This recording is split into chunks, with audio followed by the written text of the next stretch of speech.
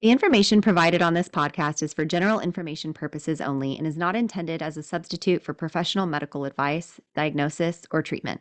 Always seek the advice of your qualified health provider with any questions you may have. Never disregard professional medical advice or delay in seeking it because of something you have heard on this podcast. Reliance on any information provided here is solely at your own risk.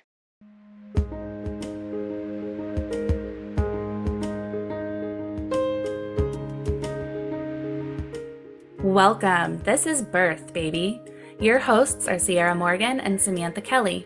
Sierra is a birth doula, hypnobirthing educator, and pediatric sleep consultant. Samantha is a birth doula, childbirth educator, and lactation counselor. Join us as we guide you through your options for your pregnancy, birth, and postpartum journey.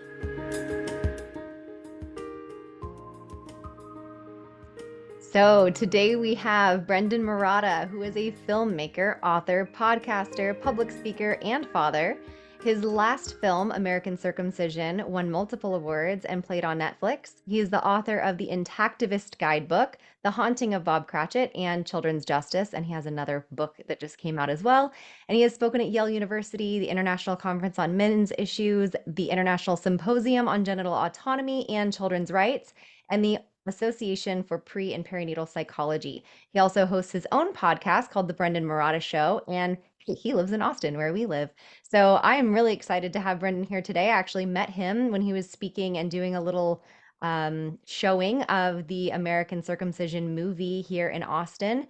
And I was pretty fascinated with all of the work that he does. So thank you so much for being here today, Brendon.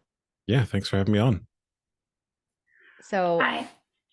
Go ahead, Samantha. I'm so excited to chat about this. This is something that we get questions about, probably weekly at this point, just people asking for our opinions on this, on research on this, and we love sending them the resources that you have and, some other things, but it's also such a changing landscape, I think. So I'm excited to hear a little bit about what you have to share with us today. So let's start us off. Tell us, how did you become so passionate about circumcision and kind of educating the masses? I was learning about it for myself. So I just was curious, and I was going through a period where I was letting go of a lot of things from my own childhood that didn't serve me anymore, beliefs and patterns and things I'd picked up. And this was something that I ran across that really shocked me.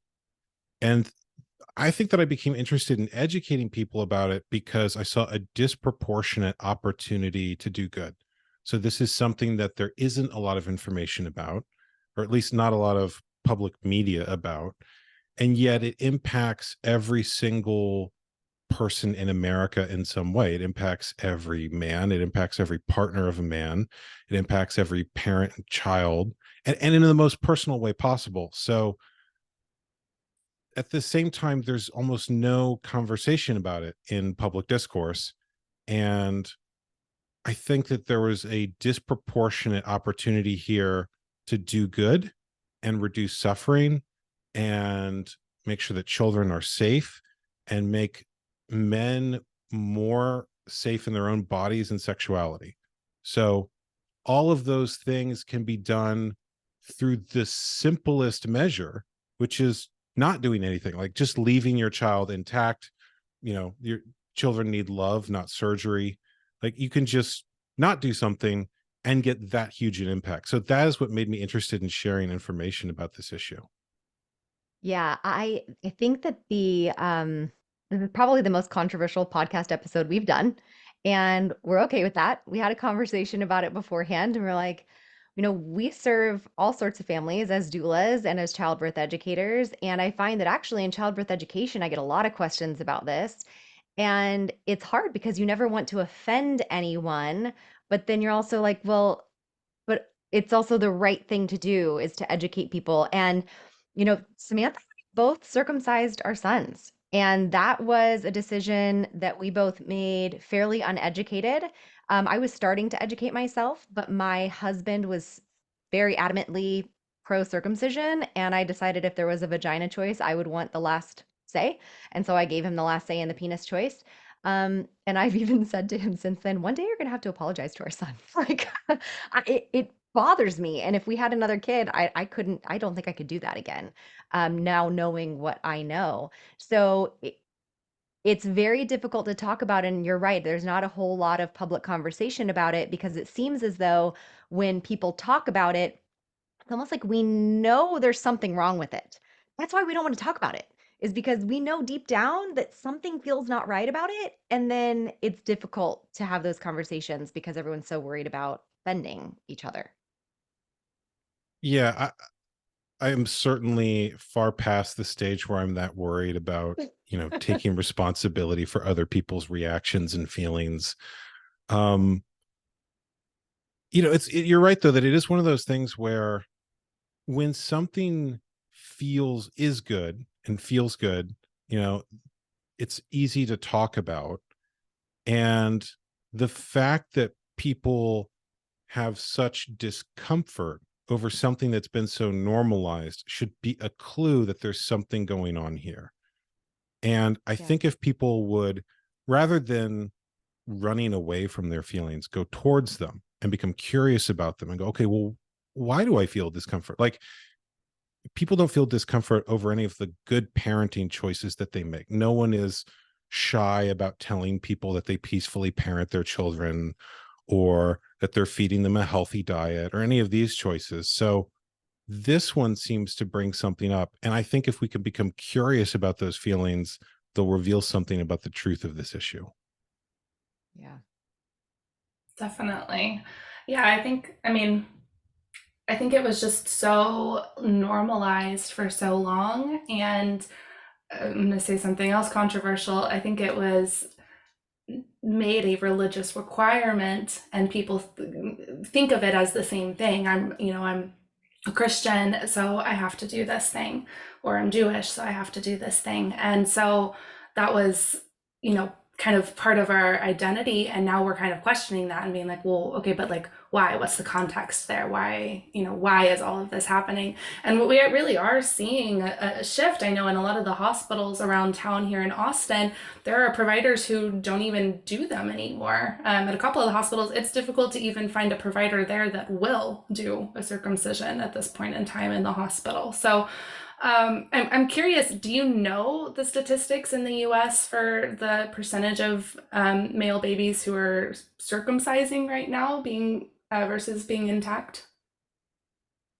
So I know what statistics are out there, but those statistics are varied and imprecise because the statistics we have are specifically for hospitals shortly after birth.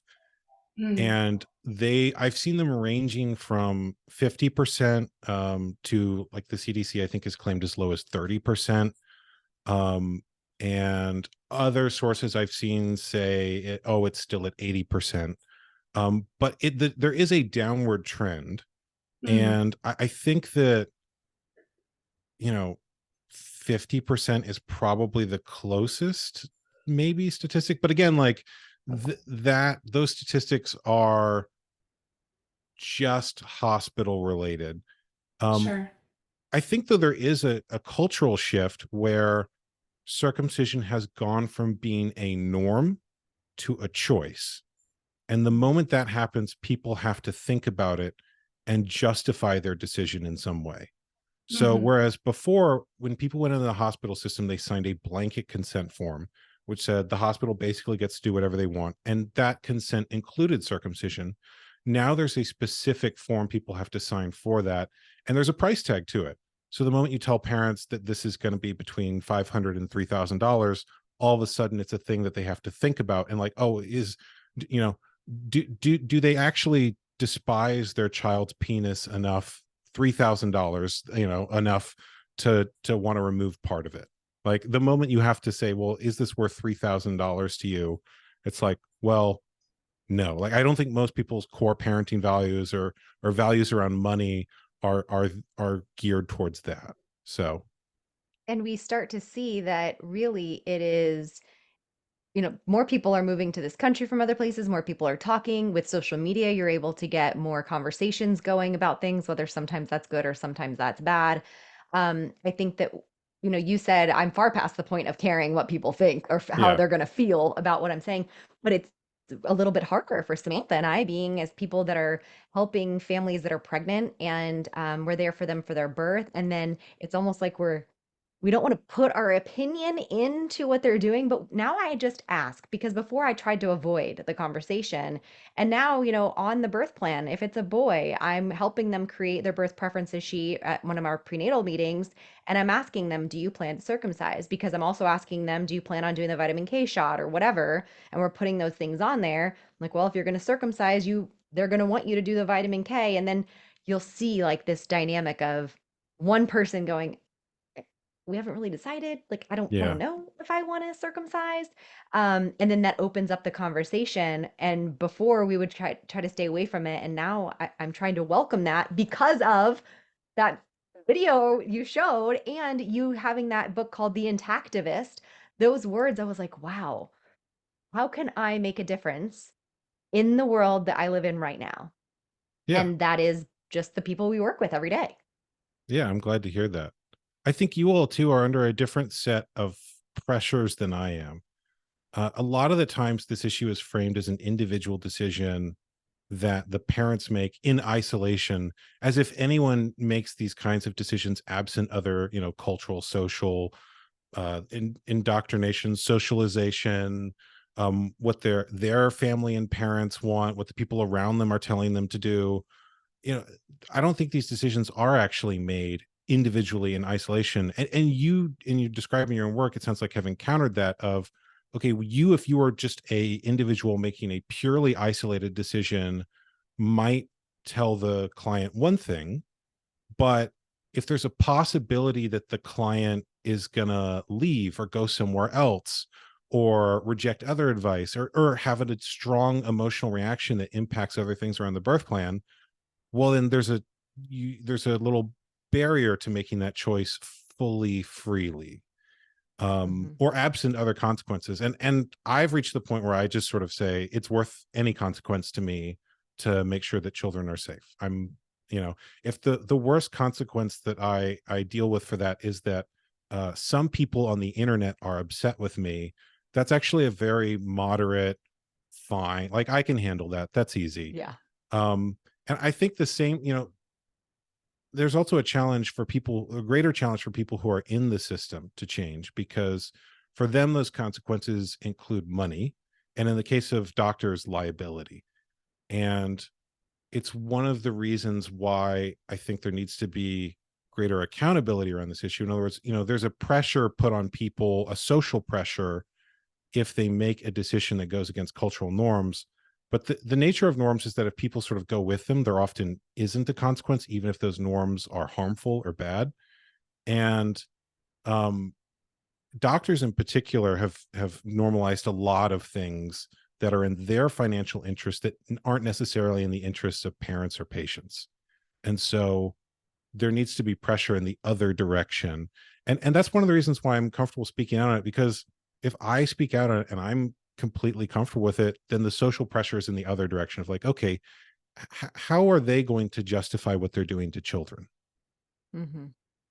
And are there other countries that are similar to the US where our rates are higher? Or is it pretty much the US is like this isolated place that's doing this freely and widely? In terms of medicalized circumcision on infants, the US is isolated and alone on that. There is religious circumcision and cultural circumcision in Jewish and Muslim societies and in certain African groups. So in those societies, it's often, I mean, it's like, Jewish circumcision is practiced on the eighth day. In Islam, it's often done as a coming of age ritual. And in African societies, it's usually also coming of age in some way. So in those contexts, the cultural factors are a little bit different. Uh, but in terms of medicalized circumcision, let me put it this way: there's the U.S. is alone in being willing to do something this crazy without the threat of divine punishment. Mm. Oh, that's interesting. So here we're sitting here talking about, protecting children and why we're wanting to do this, or we think that this shouldn't be done. Can you give, I know you have like so much information on the American Circumcision movie, and we will be linking all of that in the show notes. I hope that everyone will go watch that. Would you just give us a quick rundown? Because a lot of people think that this is just cosmetic, or they think it's just to prevent UTIs or something like that. Would you give us a little bit of education for the people listening that are kind of trying to make this decision on what actual harm it does? Because a lot of people think it doesn't cause harm. Circumcision removes 50% of the shaft skin of the penis. It removes the highest density nerve endings part of a man's body. The procedure is done often without anesthesia. So the child does experience pain, and there is research showing that that pain causes a lasting change in behavior. And the research showing a lasting change in behavior or memory is acknowledged by even pro circumcision groups. So it causes a change in sexuality, it causes a trauma that changes behavior, and it is an irreversible, painful thing done to a child. So even if a man might have wanted a different decision made for him or wanted his body protected, this is something that cannot be undone, absent maybe some breakthrough in medical science. Yeah. So, actually, that's another thing. There are communities of men who are pursuing regeneration, who are trying to get this part of the body back. And there are also large numbers of men who experience grief and anger over having this done to them. And so it's a decision that's often framed as small, but I would challenge anyone who isn't aware of what it actually involves to watch the procedure. If, I don't think if people saw this on a regular basis, they could continue to believe that it's anything other than a significant trauma in a child's life. Yeah. And one of the things that I thought was so interesting in American Circumcision is there's someone in there talking about not only that it affects the man, because I know some men joke like, well, men come easily, so why, who cares if they lose 50% or whatever. But I thought it was really interesting because it started talking about the changes that that makes later on in a man's life that could have something to do with the erectile dysfunction rates and things like that. And also that the skin that's removed can actually help in sexual intercourse with a woman to not cause as much pain for a woman. A woman doesn't need to be as lubricated and things like that if a man's penis is intact because that helps reduce the friction there. So it all was just so eye-opening to me, and it's so interesting that and sad really that we're just doing this blindly and just going along because it was the norm. Well, one way of understanding the sexual impact is that men who are intact report that the nerve endings that are on the foreskin produce different sensations and types of orgasms than the head of the penis. So women are similar. And pardon me, we're going to have to talk about this. We are going to have to talk about a bit of graphic sexual content. I think it's important. But yeah, but if you stimulate the clitoris, that's different than a G-spot orgasm. And similarly, an orgasm that a man gets from the ridged band of the foreskin is different than one of the head of the penis. And so if you have an orgasm from the head of the penis, it still feels great. It's still an incredible amount of sensation, but there is something missing if those other types of sensations aren't there. The same way that a circumcised woman, which, by the way, there is a comparison between male and female genital cutting, the same way that a woman who's experienced female genital cutting, they also will try to claim, oh, I'm fine with my body. I have a great sex life. It feels good. And yes, they can still have certain types of orgasms, but there are types that might be more difficult or missing from their experience if they've had certain body parts removed. Just wild. Just, yeah, just things we aren't told. And I mean, everybody who listens to our podcast knows our big thing is we want everyone to have informed consent. We want you to know the benefits and the risks of things. And these are just things that we don't have a lot of information about. So I'm glad that this information is starting to get out there so people can see the other side of it. We know we have lots of reasons for it, whether it's cultural or religious or whatever, but it's important to know the other side. See, I from my perspective, I don't think that there are two sides to this any more than there are two sides to, should you cut off someone's ear or should you cut off parts of a woman's body? I think what's happening is that there are cultural practices and assumptions that were created in cultures that are different than the one we have now and don't share our values. So if this was proposed as an entirely new idea today, people would, like, hey, I got this new thing we're going to try to sell. People would react violently to that idea. Yes. But because it's an ingrained assumption,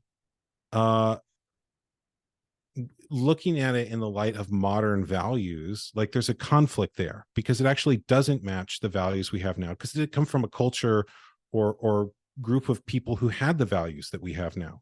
So the values that most modern people have are things like individual autonomy, consent, peaceful parenting increasingly, and this is in conflict with all of those. And so things that people learn early on in life often they sort of enter hypnotically. Like I actually had a hypnosis teacher at one point who told me that when he was a little kid, he was told by his teacher that he had those little Scantron sheets, and he said you have to fill in the Scantron so the little hand that reads it can tell what you put. And it wasn't until he was an adult teacher, like literally someone who scores the Scantron tests, and opened the machine up to feed them in and went, there's no little hand in there, that he ever questioned that assumption. And then he thought immediately after that, of course there's no little hand in there. Like that was something that you told a little kid so that they could understand why this was important. And I think similarly, people get told all sorts of myths in childhood, not just about this issue, but about all sorts of things that don't go questioned until they encounter something in adulthood. So if someone's told as a child, it's cleaner, or God wants you to do this, or all sorts of things like that, they go, okay, and in the hypnotic state of childhood, they just sort of go, okay. And not until they're an adult, they go like, wait, cleaner? Do I clean things with knives? Like, how does that work? Is sexuality dirty in some way? What's going on here? What is this unexamined belief? How did this even get in my mind? Who put this here?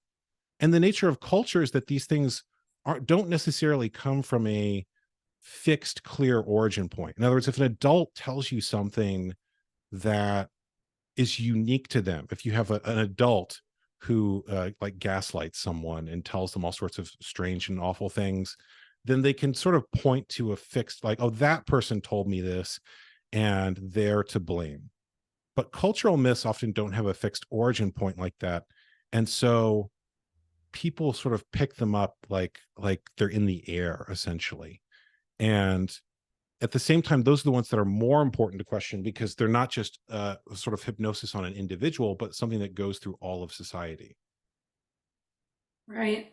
Yeah, that's a really interesting and good point, because it is very much just ingrained in our society. And I mean, we as Christians, we could like look at the Bible and like point out where it came from, but as someone who has spent a lot of time recently kind of looking at those different things, we know that I know that maybe all of that stuff isn't necessarily what was meant in the context. Yeah. We have to look at the context of the situation. And, just because it's something that we used to do does not mean it's something that we have to do, still at this point in time. Like, we eat bacon and that's okay. So, Christianity is kind of the strangest one, because the early church fathers were highly against it. I mean, the Apostle Paul calls it a mutilation and says that if you do it, Christ is of no value to you. So it's like the strongest language against it. And the difference between Christianity and Judaism, or at least one of the earliest and most significant differences, was the absence of circumcision. And so I think that's a really interesting case where the idea that this has anything to do with Christianity comes not from the biblical text itself, it comes from cultural things. And there's this way in which a lot of what modern Christians believe is not just coming from, like, they're not just reading the text, they're also getting what their pastor thinks and what other people around them think, and cultural ideas. So that's another case where there's a certain myths that have been picked up. And I think a lot of people have the same experience around their religious upbringing, where they're told things growing up about what religion believes or what they're supposed to believe. And then as an adult, they start going, wait a minute, that's not what I'm seeing when I actually read this book or study it or think about it for myself. Yeah, and it's just all about, I mean, as we grow into adults, we're just, we have to look at the information that we were presented with as children and decide if that is still relevant to our lives. And in this situation with circumcision, we have scientific evidence that shows that it is harmful. So, and it's important to have that information. So why, in America specifically, why do you think, you mentioned female genital circumcision. Why are we not doing that, but we're so, for male circumcision? So I have a theory that I actually learned from a circumcised woman who's also an anthropologist and has researched a lot of the earliest myths around male and female genital cutting.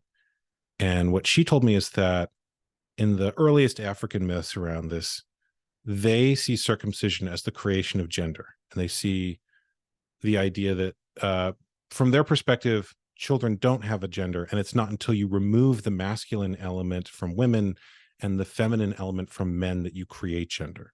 So in African, in female circumcision, they remove the clitoris, and that's the masculine element. From women, it's erectile tissue. It sticks out from the woman. It's essentially, from their perspective, like a small penis. And then they remove the feminine element from men. So they remove the foreskin, which is wet, it's enveloping, it's analogous to female genitalia. And from their perspective, or what she told me was that she thought that one of the reasons that Western people were really upset about female genital cutting and not male genital cutting was because women in the West had fought very hard to be able to play masculine roles. One of the worst things you could tell a woman is get back in the kitchen. You're not allowed to be here. You're not allowed to be a part of this.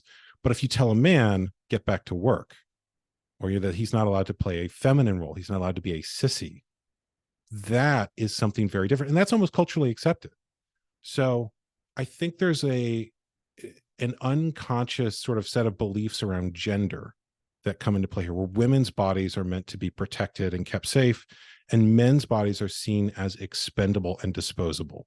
There's not a lot of value placed on male sexual sensation or male pleasure as being something important. In fact, there's significant cultural programming around the idea that that's dirty or wrong in some way, or that it's predatory or negative, or all these other beliefs. And so male vulnerability, or the idea that a child might need that aspect of them protected, is not something that people are thinking about. I think there's also an element of cultural imperialism. So female genital cutting is practiced by poor brown cultures, and male genital cutting is practiced by rich white cultures. And Yikes. like there's an element of like seeing what other cultures do as let me put it this way. It's a lot easier to criticize other people than to look at the things that you might be doing wrong. I mean, we referenced the Bible earlier. The biblical phrase for that is that it's a lot easier to criticize the speck in your brother's eye than the log in your own. So I think there's something similar there. And also that if we criticize Western practices, there is a cultural blowback for that. So if we were to go on and say, oh, female genital cutting is wrong, no one in our immediate circle is going to have any kind of objection to that. Whereas, like we talked about at the beginning of this podcast, saying that male genital cutting is wrong is going to bring up all sorts of objections, and people might get mad. And, some people might not want to be clients after they hear that. And so I think there's also an element of courage there, where people like to feel like they're a good person, especially if they can do that without paying any price of courage for it. So if you condemn all the evils of the world that don't actually happen near you and that you don't have any power to change, and that won't cost you anything to condemn, that's a lot easier than saying something that might require a little bit of courage, or might mean that you or the people around you have to change. So all of those factors come into play. Now, the unfortunate thing is that because there's been a lack of courage around the issue of male genital cutting, the laws around female genital cutting in the United States have changed. In 1996, there was a law passed against female genital cutting at the federal level, and that was recently overturned because there was a female circumcision that took place in Michigan that the federal government tried to prosecute. And the defense argued, they said, look, this is less invasive than male genital cutting. They were practicing a form of female circumcision known as a ritual nick that didn't actually remove any tissue, that just drew blood. And they said, this is our religious practice, this is our religious freedom, and you can't criticize it. And you can't outlaw it also. And what the judge ended up ruling was that essentially that the federal government didn't have the right to regulate it. So they ruled on a technicality, not necessarily the moral, ethical argument the defense was making, which meant that states can pass a law against it, but the federal government couldn't. But I think all the state laws could be challenged on the same way, and that over time, as there is more immigration from places where female genital cutting is practiced, you might see some conflict around that, and this double standard get brought up. So there's a saying, I think might go back to Martin Luther King, but I'm not sure. But if there's injustice allowed in one place, then it's possible everywhere. If one person isn't safe, then none of us are. And so I think there's an element here where, unless there's moral courage on this, other bodily autonomy issues are brought into question. So if you allow genital cutting on one gender, there is an ethical argument to be made that there should be gender equality there. It's just that the gender equality should be in the opposite direction, where everyone's body is protected. Yeah. When you're saying, the more people move into the United States that practice female genital cutting, the more, there might be information around that of people saying it should be allowed, or, controversy around that. And it's funny because I feel like it's also the opposite. The more people are coming in from other countries that don't circumcise, the more they're like, what the hell are y'all doing over here? Like, Yeah, because my they have husband, different cultural programming. yeah, and my husband plays soccer with a ton of people from everywhere, like England, Ireland, Italy, Spain, and all of them, most of them have had kids in the United States, and almost all of them have boys, and none of them are circumcising their kids. And so there are new people being born in the United States that are not circumcised, that consider themselves Americans. Why? So we're sitting here saying, like, this is wild that we're doing this to our children. Why do you think it is that men, grown men that are circumcised, are still holding so, steadfast, so many of them, to this being a good choice? And, they're going to choose to circumcise their sons, and they don't think that it's wrong. Why do you think that is? Because circumcision is a part of male identity. So if someone has a surgery that, let's say, removes their arm, they wouldn't say, I am arm surgery. They would say, I had an arm surgery. But the language around circumcision is, I am circumcised. So it goes into the same part of someone's internal representation of themselves that other I am statements go. I am male. I am this particular race. I am this particular religion. And so criticism of that aspect of them feels like, or seems like, a criticism of their identity. And not just their identity, their sexual identity. So criticizing that, for some men, feels like a criticism of their sexual identity and their masculinity. And that's something that men get very defensive around. The shift in perspective that needs to happen is that men see this as something that happened to them, not something that is an immutable part of their identity, not something that they chose, something that actually, if there was enough willpower behind it, men could change, and something that is not a reflection on who they are as a person, but on the culture that they were born into. In other words, if someone experiences suffering or oppression from the larger culture around them, that doesn't say anything about them. It says something about how others treated them. And that's the shift in perspective that men have to have. I think there's also an element for men of feeling a lack of power around this. So men in their healing process often want to do something. I have a book on the shelf behind me that's specifically about how men heal differently. And women do really well in talk therapy, but men often need to physically do something or move in some way to move the emotions and feelings that they have and to change their perspective on things. And the challenge around this issue is that there aren't a lot of obvious ways that men can process that or change their situation. There actually are ways that men can change their situation. And I feel like, from my perspective, that learning about this has allowed me to let go of a lot of things and change for the better. But there, it's, think about how little cultural information exists around circumcision. There's even less around how men can change their feelings around it. And when you get into the intersection of this issue, plus all of the cultural beliefs that exist around men and male sexuality and men's feelings and all of those things, plus the lack of information that people have around doing healing work and changing their mindset and personal self-development, like, you're getting into a real minuscule overlapping black hole of lack of knowledge there. So this is something that men can change and also change their perspective on, but a lot of them aren't given the information or awareness necessary to do that.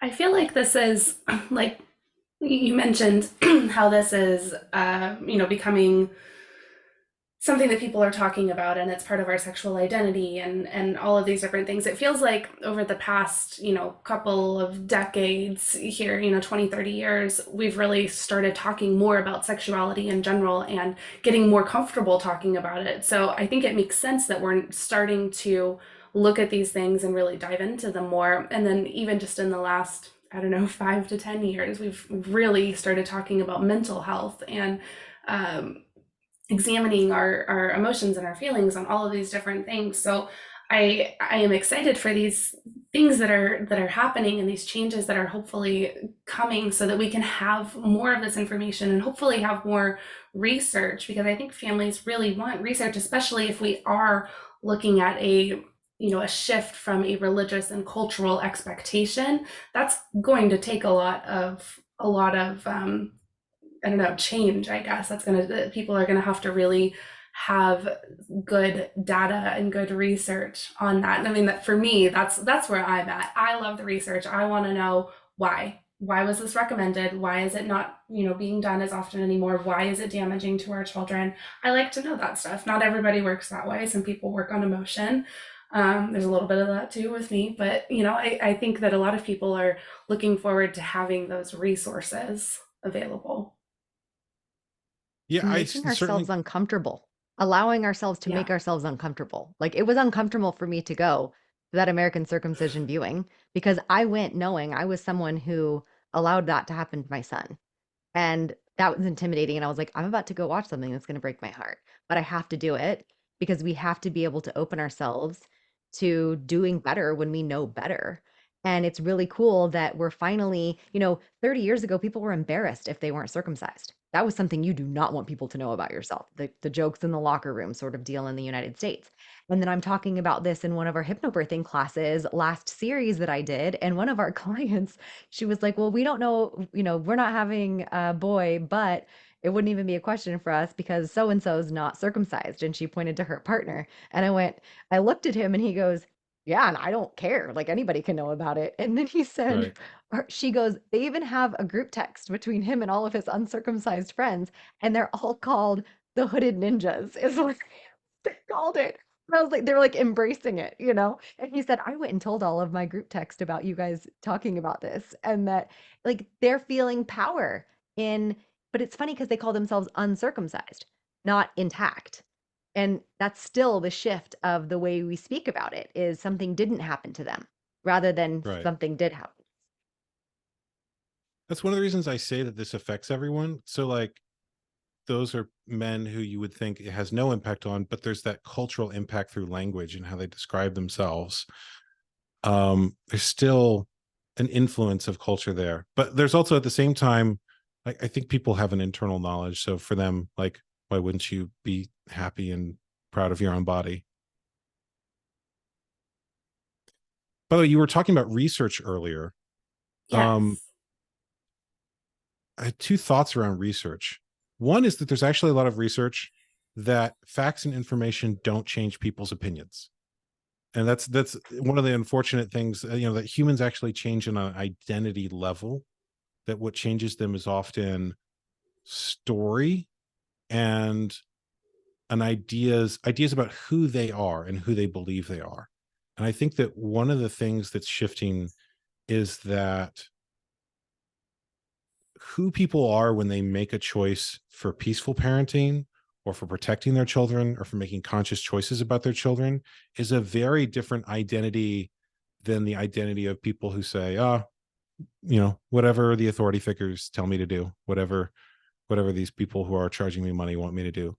And that more people want to be conscious as parents. I think there's probably an identity level shift there occurring in the larger culture that this is a part of. I had one other thought around research, but I lost it. So you'll have to ask me another question. It'll come to me later. She's the research queen. I always say I'm so thankful that she is, my business partner and my co-doula, because I am not good with numbers. I am not good at remembering statistics, or even, I know the why I feel. I know I feel a certain way, but I don't really remember why. And she always is so good at picking those things up. So I she remember always wants the research. It's that there's research around discomfort too. So when people talk about something that is a trauma or is uncomfortable, usually the first 2 to 3 times they talk about it, there is some discomfort and even like pain. But after that, it's gone. And I think that a lot of people have the opposite idea, where they feel like if they give their attention to something, it'll never end. Like I'll just be in this state all the time. But it's actually the opposite. Like you'll feel it and then it's done. And it's not talking about it that's actually the more mentally taxing position, because you have to maintain those sort of psychological defenses. People who do that are giving energy to their psychological defenses all the time, rather than just letting it go. Like just feel it once and then you're done. And I suspect that you talking about this issue with me now is much easier than the first time you saw the film. And the next time you have a conversation with a client, it's going to be even easier. And eventually you're going to be like me, where you have absolutely no fear of any kind, and there is zero discomfort to making other people uncomfortable. And people are shocked by how easy it is to talk about this for you and for the people around you. So yeah, I've kind of just started, when I talk about things, I'm like, and I know this makes everybody uncomfortable, and I kind of just make a joke of it now, because even when I teach childbirth but classes, I would prefer it. Like, I don't think it does make everyone uncomfortable. I've met people for whom it the doesn't first make them time they uncomfortable. hear, yeah. And a lot of times I'm talking to people where this is the first time they're allowing this to be a topic of conversation, whatever it is, whether it's about something to do with birth or a choice they're making for their child. And I think that it's just hard for some people to, it's like so taboo, I guess, for them to talk about things. But you're right. And now we've actually had, in the last like 6 months, I think that there have been 3 families who I've talked to at prenatal meetings, because it's usually mine that we talk about the birth plan, and Samantha has some different stuff on her agenda. But they've come back and decided not to circumcise their sons. There have been 3 that were going to and chose not to. And of course, there are still some that do. But I feel like, we're making a difference. The tide's slowly changing. And I think that it's impactful for them that I'm honest and saying, I did make that choice for my son and I wouldn't do it again. And because it's not just somebody going around going, well, I didn't do it and you shouldn't either. I think that it kind of helps that I'm honest and was transparent about that. Yeah. And I think for a lot of the conversations that we are having, and the people that are probably listening to this podcast, this really might be their first exposure to conversations about this, because growing up, like, you would have no reason, if as a circumcised child, there's really not, or even man, there's not much of a reason to question that until you get to this point where you have to make that decision. And so this really is probably the first time that a lot of our listeners are hearing about this kind of other side of things, other than hearing, well, some people do and some people don't. I don't really know why anybody makes those decisions. So I think it's it's important for all of you that are listening to know that this is uncomfortable, and that's okay. And just like we've been saying, continuing to have these conversations and talking to people about it, that can help make things feel better. Now you all have me thinking about what are the cultural norms around uncomfortable conversations. I think there is an idea that people have that uh, uncomfortable conversations or even conflict in relationships are not good. Whereas Hmm. both the research and my own experience indicates the opposite, that if you can resolve conflict or make it through a difficult conversation with someone, you actually have greater connection and intimacy with them afterward. And I don't think this, that's the cultural norm here in the States, though. because people We don't know how to avoid. have resolution in their relationships, because Hmm. they're used to conflict being a relationship ending experience. Hmm. But like, if you can have conflict and make it through that with someone, you're closer to them afterward. It's just that people don't know how to be in conflict with someone while also being in connection with them. And this is something that brings up a lot of conflict for people, not just with other people in their life, but with their own aspects of their personality. So one part of them that has all these beliefs around, how they want to be a parent might be in conflict with all these cultural beliefs that they have, or all of the religious beliefs they were given growing up, or all sorts of other aspects of their personality. So people are experiencing internal conflict as well as external conflict, and they don't know how to resolve it. But actually, when you resolve it now, instead of having this sort of taboo that you can't talk about, you have greater trust and intimacy, both with those parts of yourself and with the people around you. So I actually feel like, not even just on this issue, but in general, that's a life skill that people should have. And I think the reason that there's a cultural assumption that's anything other than that is because people aren't taught skills around how to be in conflict or how to stay in connection with someone in the midst of that. Oh, that's preach. Absolutely. If there's a little applause button, if we had it, I would play it there. And a lot of people, you'll hear so many people say, like, oh, I'm non-confrontational. And because they think that it has to be this big bad thing, and they're really afraid of what outcome is going to be of that. And we have a family right now that had a girl the first time, and they didn't even have to think about this choice, and now they're having to think about it. And now they have a couple of nephews who have been circumcised. And then so they feel weird about, well, if we don't do it, then they're going to think that they look different than their cousins. Or I'm like, can't we just teach them that penises look different and vaginas look different, vulvas look different, nobody's looks the same, and who cares? Like, I don't really think they're going to be sitting there staring at it, studying it, you know? And it was funny because the mom was the one that was kind of nervous about having this conversation with extended family because somebody's going to change their baby's diaper and see they chose not to circumcise. And the dad said, we've made different choices than them on everything, vaccines, everything. So who cares? Because maybe we'll teach them something. Maybe they would make a different choice next time because we stood up for what we believed. That's also taking ownership for other people's reaction. So Hmm. even if you were to tell your kids, um, we didn't do this because it's genital mutilation and your nephews were mutilated, like, that's the most offensive confrontational way that you could frame that, right? That is maximum confrontation framing. um and let's say the other family is going to be really mad about that, like that is not good for them. They chose to do it. Like, why is it my responsibility for for your framing of what you're doing to your children?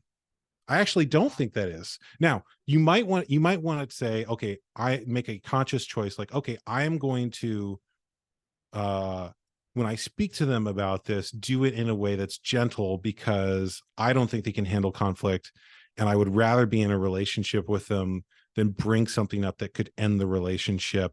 And even though you might have a stronger relationship if you're willing to be in conflict with people, I know they can't handle that. I'm going to choose not to. Like, I understand that choice too.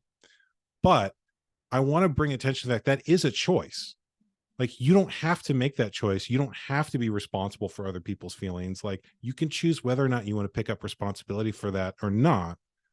And so I think a lot of the time, the fears that people have around this are because they're taking ownership of something that isn't theirs. What other Yeah, people you're do right. to their children is not your responsibility. It might be something you have strong feelings about. It might be something you prefer that they did better, but that's actually not something that you have to take ownership of. The one thing you do have to take ownership of is your own children. So I was that's going to say, actually the one. I was laughing, like I'm laughing, but I'm not laughing at what you're saying. I'm laughing at imagining like a 3-year-old going up to their cousins and being like, "My penis looks different than your penis because your parents generally mutilate." You're like, let's say, like that's just what they would say. You laugh. There is actually someone I know in the Oh. intactivist movement who got into it because when he was a little kid, he was playing doctor with another kid, and the other kid just like very calmly explained it to him, very gently, by the way. Like, oh, your parent, that yours looks like that because your parents cut part of it off. Like, that's the Mhm. truth. Yeah, And he it's said he went true. home and talked to his mom, and his mom like freaked out on him and yelled at him and screamed, didn't Oh, handle it well at all. yeah. Um, not the right parenting reaction, but We're all uh learning. I mean, I I don't know think if his that, parent was learning, but that's a whole other story. That's yeah, true. you know. Could have used more I learning think there. that there's so much of pregnancy and birth where it's almost like you're learning a whole new stage of adulthood, of having to advocate for yourself, having to advocate for your child. And for, I would say, the majority of us, that is not something that we have learned up to that point because we haven't needed to. Your doctor says, oh, well, you broke your arm, so you need to be in a cast. Oh, okay, great. Yeah, that absolutely, whatever you say, doc. And I'll take these medications too. Okay, sounds good. And then we're in this experience of pregnancy where there's all of these options, and there's all of these differing opinions and even differing research that backs up different things, and you have to kind of take it into your own hands and decide what's right for you. And it may be what your provider thinks is right for you, or it may not be. And same for our children. We have to advocate for our children. We have to say, no, I don't want my child to have that, or I do want my child to have this, or please pay attention to that more. And those are not skills I think that the majority of us have. And even the conflict resolution, to a certain extent, those are not things that a lot of us are learning until we have children, and then we just go Yeah. through this experience, and it really is life changing. So I think it's so important to, for everybody who's hearing this and may have circumcised babies and children, recognizing we're doing the best with the information that we have at that time, and we can make different choices moving forward. For Sierra and I both, we can make different choices moving forward, if we were to ever have more children. I think a lot of people don't have those skills because no one modeled for them when they were kids. Like, little Absolutely. kids naturally pick up everything their parents do. And so if someone doesn't have strong boundaries or a clear sense of self or know how to advocate for themselves as an adult, it's probably because no one modeled that for them as a child, or very often, especially with earlier parenting methods, actively tried to remove that from the child because it was inconvenient for them as a parent or triggered them in some way. And Mm-hmm. so by doing that now, you're modeling it for your kids and ensuring that they have the same skill. In other Mm-hmm. words, Yeah. there's all sorts of things that my son does that I don't know how he learned how to do that until my wife points out that I do that, and he just picked it up. Like, our son is 2 and he says please and thank you. And I'm like, what, how did you become so polite? This is not the stereotype of 2-year-olds. And I realize it's because I say that to him. And Hmm. when he hands me something, I say thank you. And when I ask him to do something, I say please, as like not even consciously, just unconscious. Like, that's Mm-hmm. how I speak. And he's picked it up because he just thinks, well, that's how it is. Like, that's how people talk. And Hmm. so I think there's a similar thing here where the choices that we make as parents might not, the consequences of them might not be obvious, but they are always being picked up. Yeah. Absolutely.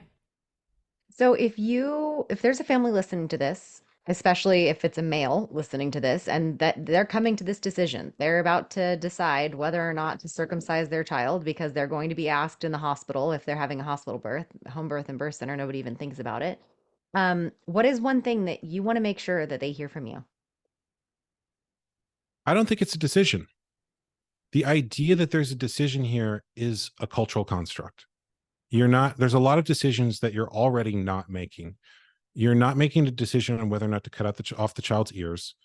You're not making a decision on whether or not to cut off part of your daughter's genitals. There's lots of decisions you're not making already. And it's very simple to also not make this decision.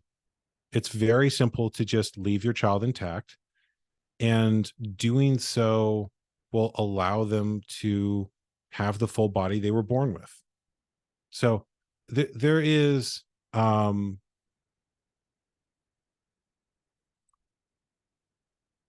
it's almost hard to talk about because the cultural frame on it is so wrong. And the truth and the correct decision is so simple. I would add too, also, a lot of parents are not taught the truth about how they're supposed to care for an intact child. They're taught you have to pull it back and clean under there. But actually, the foreskin is fused to the head of the glands like your fingernail is fused to your finger and does not become mobile until later in life. So you actually only need to clean what is seen. When the kid takes a bath, that's it. Like, I'm you so don't glad you need to do said that. anything there. Yeah. Because it's almost like we're having to teach people how to take care of a penis that's not circumcised because they're so used to circumcised penises. And we've had so many clients say, "Well, if I don't circumcise it, I don't know how to take care of it." Yeah, And you I'm like, take a "But bath. there's That's it. right." I'm like, "There's nothing you have to do." And there are whole Facebook groups and things like this dedicated to learning how to take care of your whole child. And it's wild. Well, it's also, again, it's a cultural myth. So the idea that you needed to do that came from, I think, Dr. Spock's book, like back in the 1950s, and has just persisted, even though it's wrong advice and it's actually damaging and harmful. And if you were to rip off someone's fingernail to clean under there, you get a lot of infections. And so I think also the cultural myth that there's something like dirty or that kids get infections there comes from the fact that people were doing this the majority of the time throughout since the 1950s onward. So a lot of those cultural myths come from the harmful things that people were doing, not just in the form of circumcision, but to intact children as well. And so even doctors often will still engage in what's known as forcible retraction. Like, they'll try to do that, which, by the way, if that happens, you have a lawsuit. That's you're not allowed to touch a child in that way without, against the parents' wishes and in a way that's harmful and has no medical reason. There have been lawsuits around that. So again, there's a sort of cultural myth there, and truth is often very simple. Like, your kid's wonderful. You should love them, not cut parts off their body. Thank you for listening. Like, that's it. It's very simple. It's all Mic drop, right, yeah, Brendon? it's like all of the lies and distortions around it that are the complex thing to untangle. And if you've ever dealt with a person or situation where there were a lot of lies, that untangling those often takes more time than in just explaining the truth. It's like, okay, well, they said this and then that doesn't line up, and then that's actually what is the challenging thing about this issue. Isn't the issue itself. The issue is very simple. It's all of the other stuff around that. So you asked me what I would tell parents. I would just become clear on what your values are. Like, are your values teaching their child that they have the right to their own body? Are your values teaching them that they can feel safe in their body, that their sexuality is fine the way that it is, that their body's fine the way that it is, that there's nothing wrong with them? Because every parenting decision that you make, not just on this, but every decision, is going to be a reflection of your values, and it's going to be teaching your child their values on an unconscious level, because we are learning even before we can speak. So the way that you handle them, the way that you treat them, that's all going in there on an unconscious level. And doing this to a child does teach them something, and it's probably not the lesson that people who are listening to a podcast like this would want to teach. So become clear on your values, and then become comfortable speaking about those values, even when there's conflict, even when your spouse might have some feelings that come up in response to those values, because your relationship's going to get stronger there. And boy, are kids going to bring up some stuff for you. Oh my gosh. I feel like you should have to have every big conversation about things about kids before you ever even get married. I mean, I did. Yeah, it's But of tough. course, some people don't even think about what those options may be. And it's funny too, because so many people won't even, pierce their baby's ears anymore, but they sign their baby up to be circumcised on the second day of life or first day of life, but they wouldn't pierce a little girl's ears anymore. So it's interesting. Yeah, it's because people have unexamined assumptions. They haven't done the work there or looked at why they feel what they feel or why they're making the decisions they are. Yeah, got to sit with it. Just got to Yeah. sit with your feelings on it and figure out where it's coming from. It's just huge for all parts of life, I think. So how can people find you if they want to connect with you or watch your documentary or listen to your podcast? Where can they find you? So the documentary is on circumcisionmovie.com. You can find me at BD Marotta, BDMAROTTA on all social media. Like I told you all before, I'm breaking clips from my own podcast, The Brendon Marotta Show, into short form clips on TikTok, Instagram, YouTube, all those places. I'm especially trying to grow to the YouTube. So look me up there. And the Brendon Marotta Show is on all the podcast platforms that you listen to podcasts on, iTunes and Spotify and all of them. It means so much to me that you would come on our podcast and talk about this, because having this to listen to is going to be so helpful for the families that we serve. And then hopefully people will share it far and wide. And I just appreciate all of the work that you're doing, the documentary, all of these things, and that you've made this your passion to share with others, because we have benefited from it. Thank you. Yeah, absolutely. Thank you so much. We'll have everything linked in the show notes. And thank you so much for coming on, Brendon. This was fantastic. Yeah, thanks for having me on.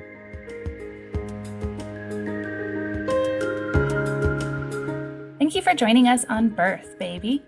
Thanks again to Longing for Orpheus for our music. You can look him up on Spotify. Remember to leave a review, share, and follow wherever you get your podcasts. See you next week.